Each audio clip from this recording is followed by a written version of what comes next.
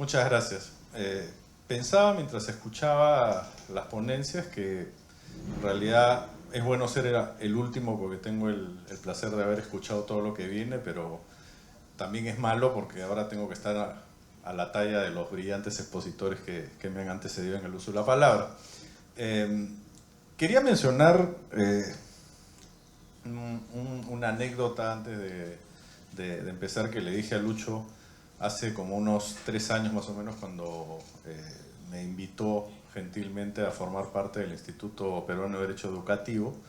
Yo le dije, yo recuerdo cuando era muy chico mi padre, que en paz descanse, que falleció el año pasado, eh, tributarista, y al igual que existía el derecho educativo, hace 50 años el derecho tributario era igual, no había nada, o sea, no había ni siquiera cátedra, no se enseñaba. Y él tuvo el acierto de crear el Instituto Peruano de Derecho Tributario el año que yo nací. Entonces, ahora también lo mismo, o sea, estamos adelantándonos a lo que viene y espero que, al igual que el Instituto Peruano de Derecho Tributario, que ya tiene casi 57 años, seguiremos adelante y aunque no lo veremos nosotros, que sea el comienzo de algo bueno.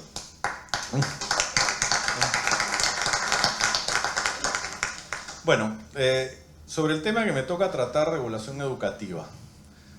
Cuando yo entré hace 8 años al grupo Laureate, me acuerdo que mis ex socios, yo era de práctica privada, me decían, uy, te vas a retirar, uy, vas a descansar. Qué equivocados estaban y la exposición de Armando lo dijo muy bien, ¿no? Esto es todo lo que vamos a hacer y la verdad que uno se come, o sea, inmediatamente al poco tiempo me di cuenta que había que ponerse el traje de bombero, porque la verdad es que hay de todo en este mundo. Y a partir del 2014, el cambio con la ley universitaria, ya desde antes, cuando vinieron los primeros proyectos y se comenzaron a discutir, etcétera. Y la verdad que una de las cosas que yo quería hacer es poner un poco en contexto, para los que no lo conocen, la mayoría probablemente sí, ¿qué pasó por qué salió la ley universitaria?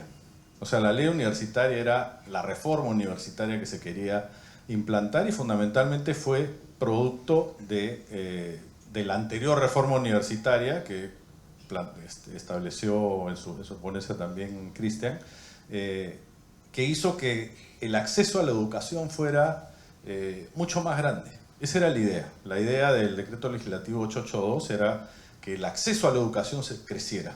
Yo cuando postulé a la universidad en el año 1980, había muy pocas universidades para postular y recuerdo que los ratios eran 15-1, 20-1. Hoy día eso no existe. Hoy día hay mucho más acceso y eso creo que hay que señalarlo porque es positivo.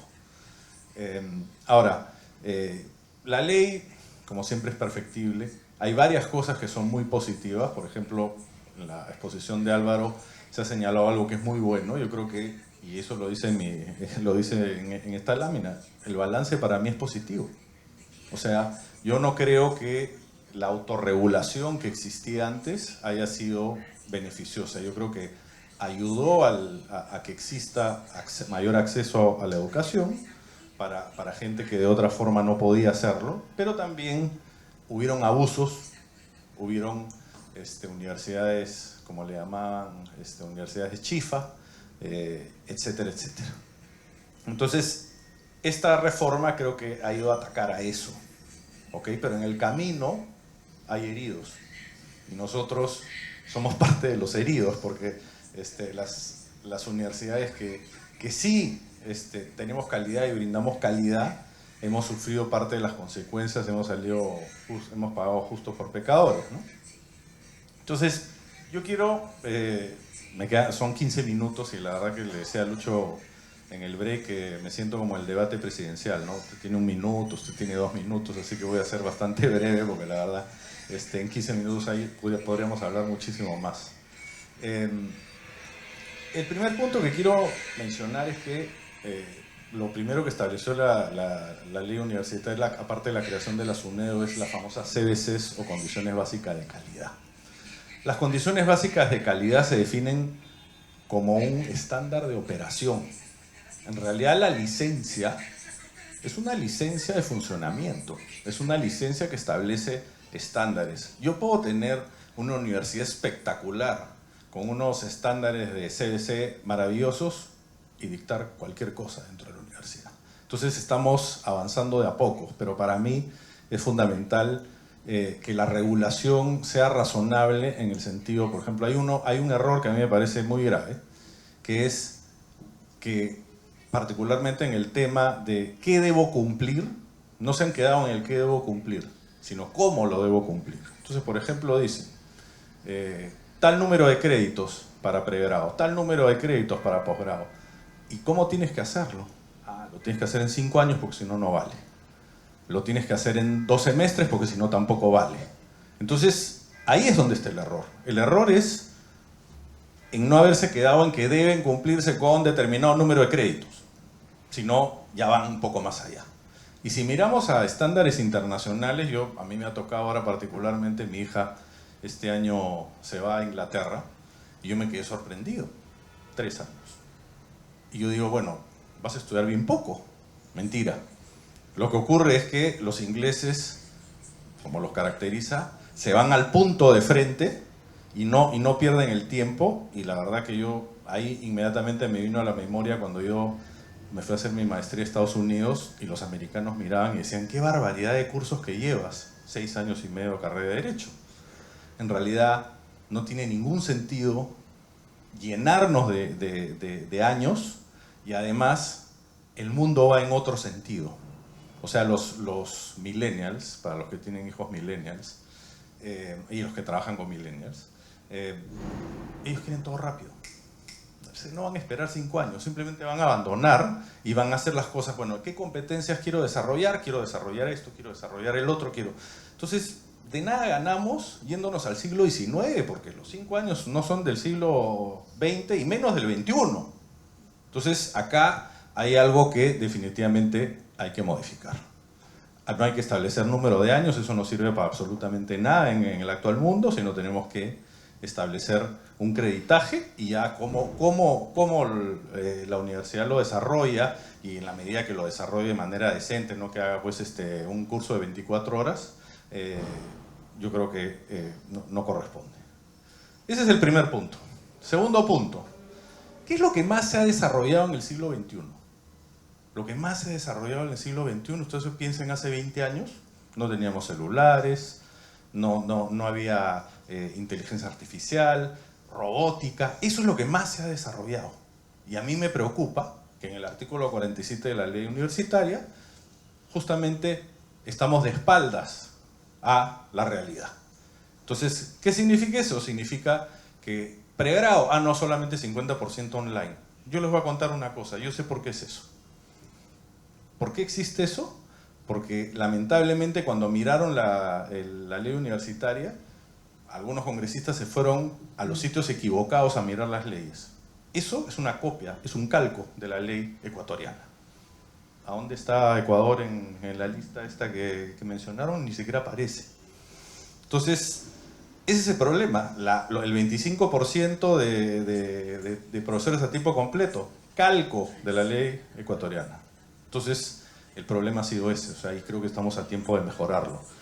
Porque si alguno ha leído o ha asistido a alguno de los cursos de Singularity University, ¿qué es lo que qué es lo que va a pasar cuando nosotros ya no estemos en este mundo? Ya las universidades probablemente no van a existir y todo va a ser online. Entonces no podemos estar de espaldas a esto, no podemos retroceder. ¿Por qué un posgrado no puede ser 100% online? Yo me gustaría hacer un doctorado, pero no tengo el tiempo, tengo que seguir generando y probablemente quisiera hacerlo el fin de semana en mi casa o cuando llego en la noche. ¿Por qué no? Hoy día existen online, blended, hay hasta online tipo Skype, donde es casi como si uno estuviera. Y en la vida diaria, hoy día nosotros no nos podemos trasladar de un lado a otro. Con Lucho hemos hecho reuniones de consejo directivo por Skype, porque la verdad es que ni siquiera se puede. Entonces, no podemos retroceder. Es además un atentado al derecho, al acceso a la educación de pobladores que están en las zonas remotas. El Perú es un país que tiene pues geografía muy accidentada. Entonces esa geografía hace que hay gente que está totalmente aislada. a través del internet y a través del online podemos educar a esa gente. No solamente en educación superior, sino también en colegios. Entonces y yo me comprometería a ser parte de esa, o sea, porque no podemos estar viajando, pero podemos hacer y cooperar, y podemos hacerlo en eso, Lucho, también es una propuesta del Instituto Peruano, que comencemos a dictar cursos a través para que se puedan educar a gente que está en zonas remotas. Entonces, para mí, yo eliminaría los porcentajes y alentaría la educación en zonas remotas. Y finalmente, tercer punto. Se ha hablado mucho de licencias, se ha hablado mucho de los logros que ha tenido, y realmente han habido muy buenos logros. Creo que han habido 7 universidades que todavía son universidades que realmente tienen pocos alumnos. Creo que la carne está por otro lado y todavía no ha sido tocada. Creo que ahora este es el año de las definiciones. O sea, ahora sí tiene que haber definiciones, porque la verdad es que hay mucho abuso y mucho dictado de universidades. Hemos sido vilipendiados en realidad, producto de una desinformación, en el sentido de que todas las universidades, sobre todo las societarias, son un negocio y que no dictan bien, etc. Particularmente en el caso de la UPC, blindándonos de eso mucho antes de la vida universitaria. Nos fuimos al extranjero y logramos que UAS quisiera acreditarnos, y eso fue un proceso que duró más de 5 años. Acá está Diego, que lo puede atestiguar lo duro que fue, donde prácticamente nos cambiaron totalmente la cara de operación. Entonces, realmente no todas las universidades, no podemos ser puestas todas en el mismo saco. Entonces, ¿la licencia qué cosa es? Lo que yo ya dije, es de funcionamiento. La pregunta es, ¿por qué categorizarla por años? O sea, cuando uno va a abrir, por ejemplo, no sé, pues el mall o una tienda, le dan una licencia de funcionamiento.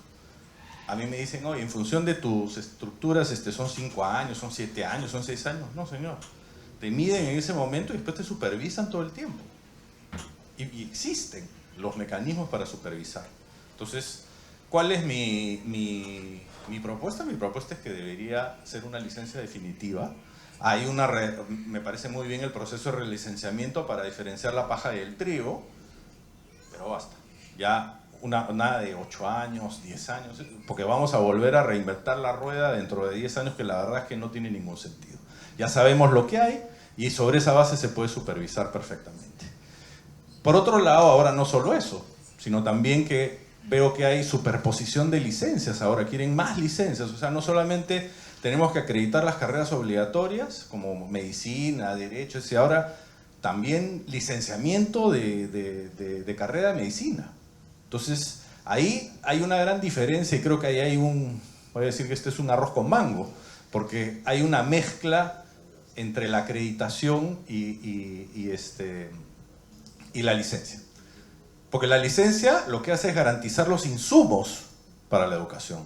En cambio, la acreditación, como su nombre lo indica, es acreditar la calidad académica a través de medios totalmente tangibles. O sea, no es que yo diga, no, sí, mis alumnos se egresan. No, señor, a ver, egresan, cuántos se emplean. O sea, realmente la acreditación es un proceso que va mucho más allá. ¿Qué cosas se está enseñando? Si las competencias que se enseñaron son aplicadas, son demandadas por los empleadores. Hay una serie de temas adicionales que garantizan que no tenga, pues, un elefante blanco lindo donde se dicta cualquier cosa. Entonces, yo creo que hay que diferenciar las cosas y decir licencia por una vez y supervisión. Y la acreditación es a donde hay que meterle fuerte. Y sin embargo acá ha sido al revés. Le han metido el freno de mano al CINEACE y han acelerado el SUNEDO. Entonces yo creo que ya es hora de que eso se estabilice de una vez, porque ya estamos en un proceso en el cual, con todos los defectos, como dije, el balance ha sido muy bueno. Y quiero terminar diciendo una cosa para que vean que es paradójica, ¿no? Hoy día se han hablado de, creo que son 34 y 36 universidades públicas y privadas licenciadas, y sin embargo las universidades licenciadas hoy día están más trabadas que las que no están licenciadas. Porque si yo quiero abrir un nuevo campus, tengo que pararme cabeza y más o menos rogar que me den la licencia. De 8 a 10 meses se están demorando en hacerlo, pero sin embargo una universidad no licenciada sigue abriendo sin ningún problema. Entonces, creo que esa es una situación transitoria, yo quiero pensar que es una situación transitoria que tiene que acabar. Entonces, simplemente eso es lo que tenía para compartir con ustedes brevemente en este mini debate presidencial. Muchas gracias.